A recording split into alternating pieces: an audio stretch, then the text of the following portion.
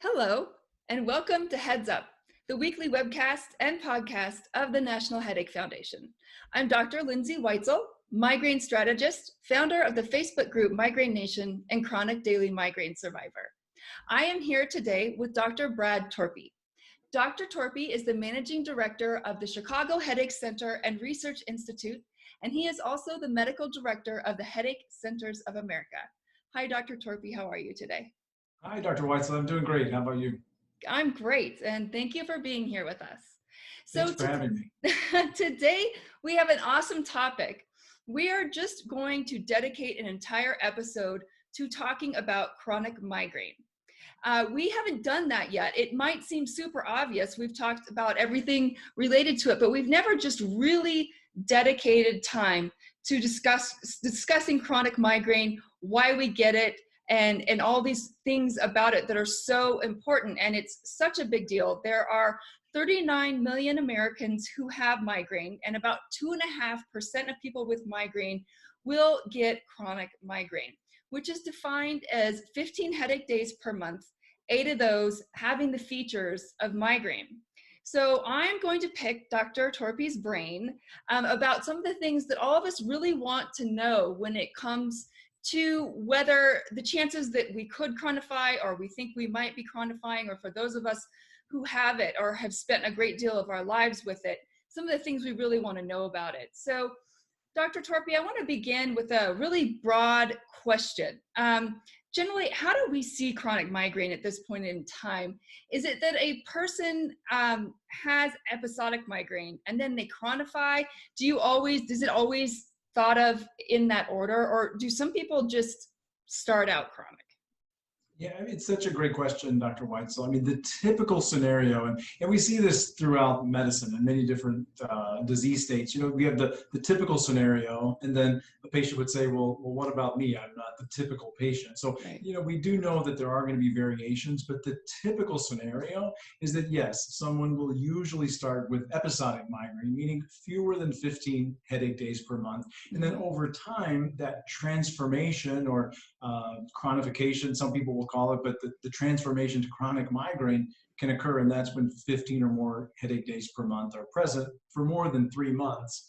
8 of those days need to fulfill the criteria for migraine if we look at it from really a diagnostic standpoint. But again, there are always exceptions. I mean, the typical scenario, and I like to share this with patients in the office because, again, not everyone is typical, but the typical scenario is around menarche, which is when a female starts to have menstrual periods. That's usually when migraine starts to present. Now, there are definitely going to be plenty of patients that remember having headaches and migraines much earlier than menarche, but usually that's what happens.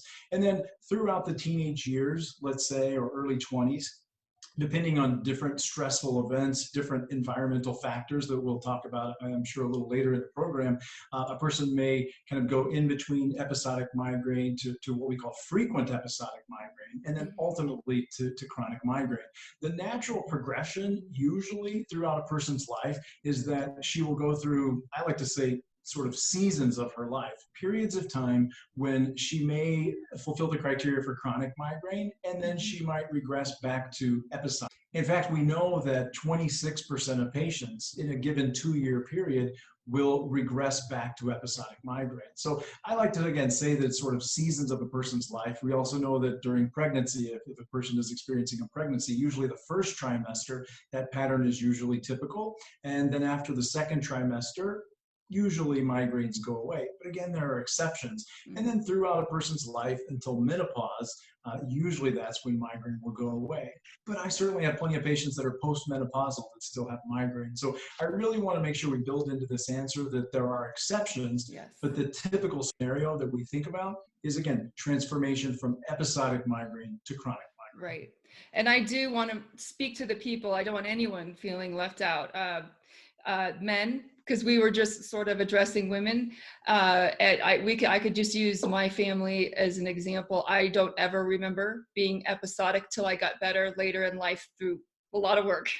I was chronic from my first memory. So it was my father. And now I have a 7-year-old son who was diagnosed with chronic migraine. So so I'm the only female, so the men, we can speak to men too, and we can speak to, there's people who don't ever remember being episodic. So I want to make sure we include everyone. But generally that was what I was trying to get at, is most people that I talk to have this memory of being episodic and then becoming chronic. So I want to make sure we do our best to get across a bit about what life is like for someone with chronic migraine. From your viewpoint as a physician, what are the challenges that you see in their lives when someone starts to approach this number of 15 headache days per month? How does their life change? Yeah, I think it's such an important point, and with any new visit with your provider, I think this is something that you want to make sure that the provider understands what a person is going through, because as the person gets more and more episodes of migraine, the impact is obviously greater. So we talk about a term that a lot of the listeners and viewers may already know about, called cephalgia phobia. So fearing that next migraine or fearing that next headache attack. And why is that? Because they have to miss so many activities. I mean, we know that studies have shown, and I know patients can relate to this, folks living with migraine can relate to this.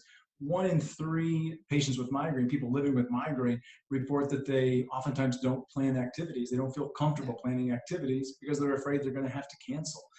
3 out of 4 people living with migraine report that they have difficulty functioning at work from time to time, or completing school projects. And over half of the patients who are living with migraine, 54%, report that they have episodes and attacks that require bed rest. So I think if any of us as healthcare providers, and certainly as folks living with migraine and allies of folks with migraine, put ourselves in the shoes of our folks that we're working with, I mean, and we think about how we would function, it's extremely difficult.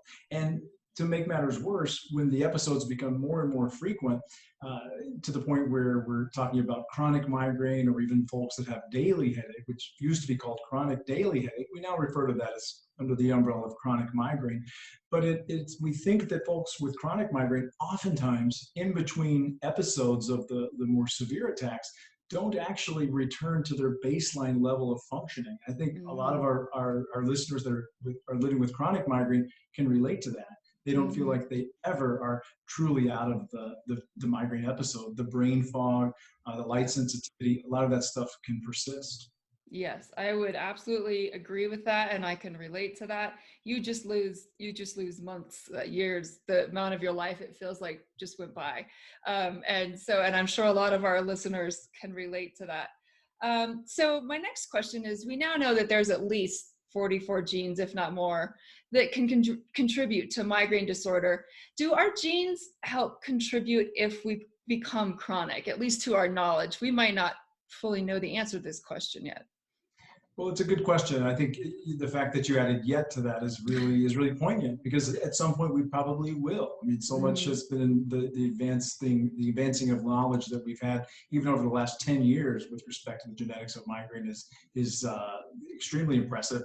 We really focus on something called epigenetics at this point, when we look at factors that could lead to the transformation to migraine, to chronic migraine. So epigenetics really is a field that looks at how environmental factors can impact the expression of genetic predispositions, or of a person's genetic makeup. For example, if a person has extremely high stress levels for an extended period of time, epigenetics would look at that and say, well, if that person has chronic migraine, well, then that increased stress level over time has perhaps turned on the expression of that genetic makeup in that individual person. Right. I love that answer. We might have that someone with that same gene, maybe it just never turned on. They didn't have the same exposures we had, for example. So I love that answer very much. So let's look at some factors that might contribute to the chronification of our migraine. Let's start with diet. Do we know if there are any dietary factors that are related to chronification? I think when we look at actual dietary, let's say, triggers, for example, I mean, one of the things that I think anyone living with migraine has certainly employed for a long time is looking at a headache journal or a headache diary to see if they can isolate a specific food trigger for an attack of migraine. So the extent to which, if there is a trigger that continues to increase the frequency, then we could argue that that could lead to transformation to chronic migraine. But in terms of an actual food that has been implicated that, okay, a person is more likely to have chronic migraine if this is a food large in their diet, probably not, with the exception of caffeine. I mean, we know that caffeine can be a problem leading to, overuse of caffeine. When someone, let's say, has an everyday headache, most headache specialists would say if someone has an everyday headache, if they've not cut out caffeine completely, at least for a few months, to see if that makes a huge impact on their headache, that's probably something to try. Okay. Most of us feel if someone doesn't have an everyday headache, if they have 1 to 2 servings of caffeine a day, that's probably pretty reasonable. But probably when we think about diet, I would think one of the biggest risk factors is obesity, and that's a challenging subject to talk about. With a person who has obesity and chronic migraine, it can be difficult because it can sometimes seem like we're being judgmental, and Right. certainly that's not what we want to be. But if we just look at the numbers, we know that obesity is a risk factor for chronic migraine. But Okay. built into that, I think it's important that we remember if someone has chronic migraine, or if someone has a headache on more days that they don't have a headache, it's probably going to be pretty difficult to do a lot of exercise. And Right. so it can be a very difficult cycle for a person to be in.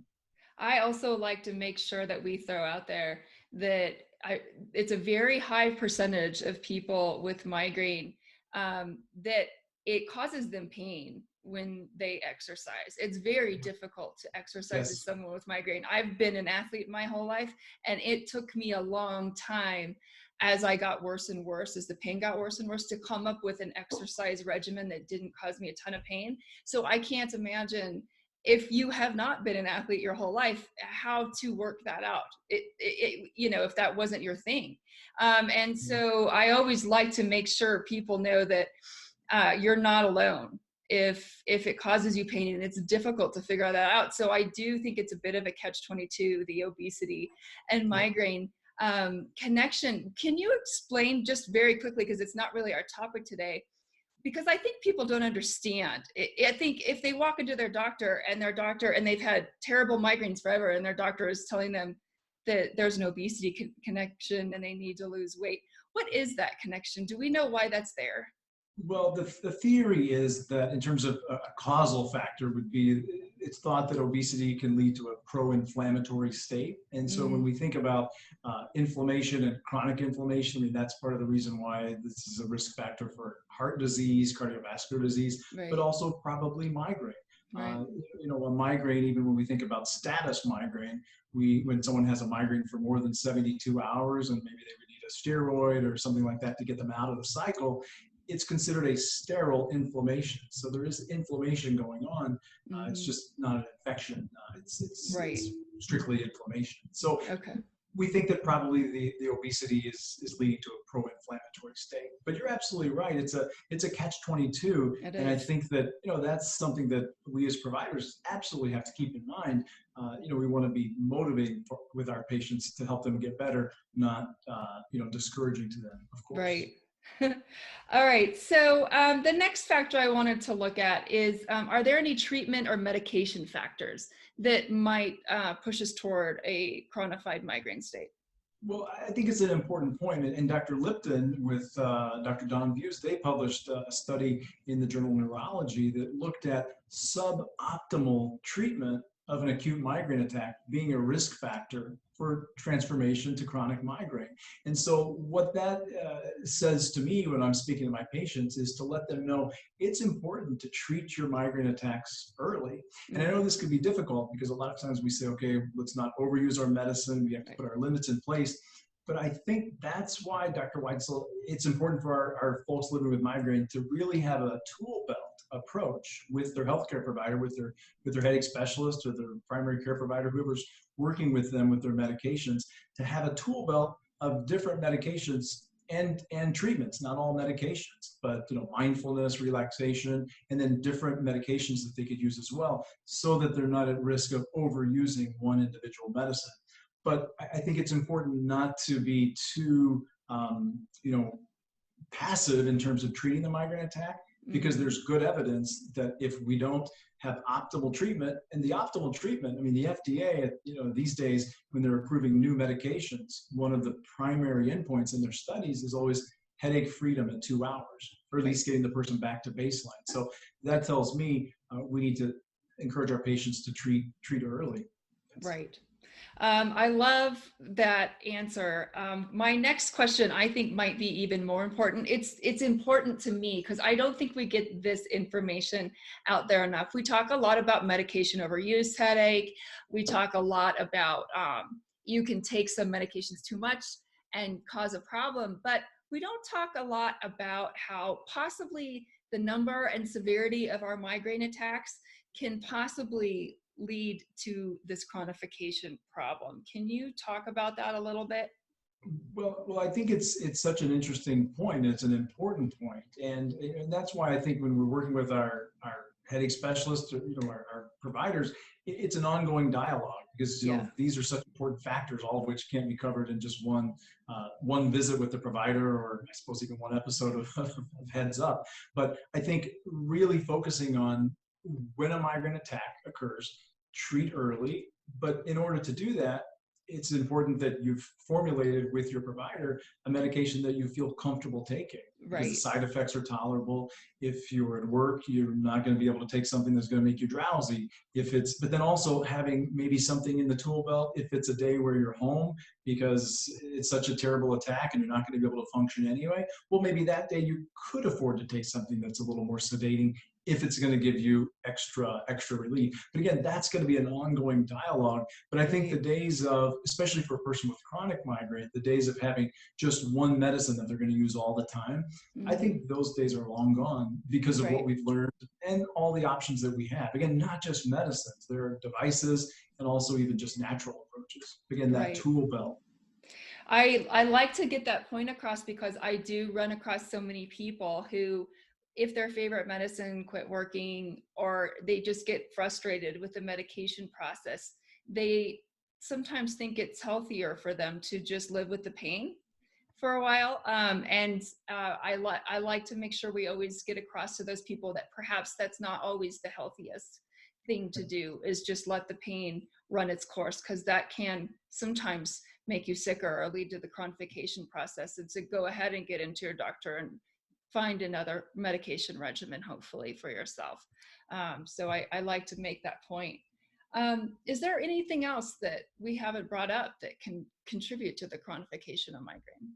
Well, I think when we look at stress factors, I mean, we know that risk factors, including anxiety, depression, some of those, stress-related factors are extremely important.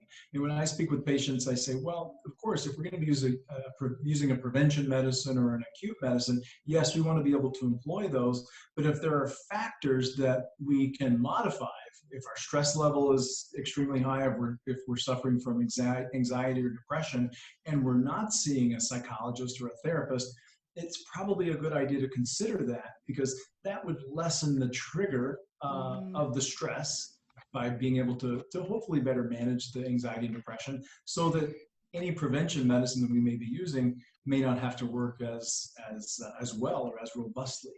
Just like if we found that, okay, red wine is a trigger for our migraine, well, we can avoid red wine, but it's very difficult to avoid stress in many cases, just like it's difficult to avoid weather changes. So, we do what we can to lessen those triggers, but we know anxiety and depression can be big risk factors. I like to say, just vacation somewhere else during the weather changes, then you're avoiding the stress and the weather changes. That's my treatment plan.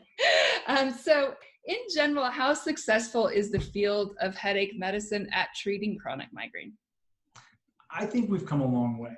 I think if some of the pioneers were to see what we have available today, the Seymour Diamonds of the world, and if they were to see what not only we have available for our patients now, but what is on the horizon and the knowledge that's been gained, I think they would be just over the moon impressed. So I think we have a long way to go. I think that the headache field is expanding immensely. And a lot of that has to do with the newer treatments that have become available. Quite frankly, Dr. Weitzel, I mean, most people go to medical school or PA school because they want to help people. And for many years, our options were limited, what we could offer our patients with migraine. Yeah. But now that there's more, excitement about some of these newer treatments, we know that more people are pursuing headache medicine. More people are considering fellowships or the certificate of added qualification from the National Headache Foundation, which I have. So we know that there are more options for patients, but we have a long way to go. Yes, and there's a lot more information out there now. Hopefully patients are also more educated when they go in with what to speak to their physician about, or if they go to their PCP. There's so much more that's out there for them to learn, to know what to ask about, etc. So this is an interesting question. I think a lot of people, especially if they're newly diagnosed, would like to know this. Once a person with chronic migraine finds a treatment regimen like works for them, a preventive medicine, etc., do they sometimes get to stop taking that at some point in the future if they get healthier, or are people usually on that pretty much forever? Well, what an important question. And that's one of the most common questions I get from a new patient in the practice when I start a medication for them, a prevention. They sort of say, hey, doctor, am I going to be sentenced to take this forever? And the truth is, no. The truth is, oftentimes people will be able to stop the medication for a variety of reasons. But if we go back to what we discussed earlier about the idea that in many cases, people go through sort of seasons of their lives, times when they're having more attacks of migraine, times when they're not, times when they need to have, say, more prevention or less prevention, and that may change over time. The other piece is most headache specialists agree that if a person is doing well, they've shown improvement with a given prevention medicine, usually after 6 to 9 months, there should at least be a discussion with the patient about, well, you're doing a lot better. We may want to stop the medicine to see if you've kind of made it through that season for now. I will tell you from experience, usually that conversation kind of goes like this. If they're doing well and they're not having side effects, they say, let's not rock the boat just yet. Let's wait until after graduation, which I understand, let's wait until next year. The other piece is, over time, side effects could develop. We also know that migraine can change, again, probably because of that epigenetic factor. As we experience life and its ups and downs, a person may find that a given treatment is no longer effective. So it can be a moving target, which can be frustrating, but that's one of the many challenges of living with migraine. Right. All right. Well, good answer to a question I think a lot of people have. Is there anything else you'd like to add to this very broad, big topic for us to take on today, topic of chronic migraine, before we go? Well, I think you said it best. And what I would like to echo is that folks living with migraine are not alone. And in a podcast like this, Dr. Weitzel allows people to realize that they're not alone. The other thing is, advocating for oneself when you see your provider, especially if you're seeing a new provider, and maybe even if you're not seeing a new provider. I mean, one of the best things I think a person can do to prepare for a visit with either a new doctor or even their existing provider is, even if you want to write it down, what do I want this provider to learn today? What is important for me, for that person to know? And if you get that answer, if you get that out and you share that information, it's going to make the healthcare provider's job a lot easier to be even more effective for you. Right. And don't be afraid to reach out to people who have lived some of their life with chronic migraine. What tools did they use? You can learn so much from people who figured out how to stay in their job or mother their children, et cetera, et cetera. It really helps to, whether you get in groups online and chat with these people, or someone in your life who has it. It helps to talk to them and see what tricks they use to get things done and get through life and stay positive. It's just very helpful. So thank you so much for being with us today, Dr. Torpy, and thank you everyone for joining us. And don't forget to find us again next week for that episode of Heads Up.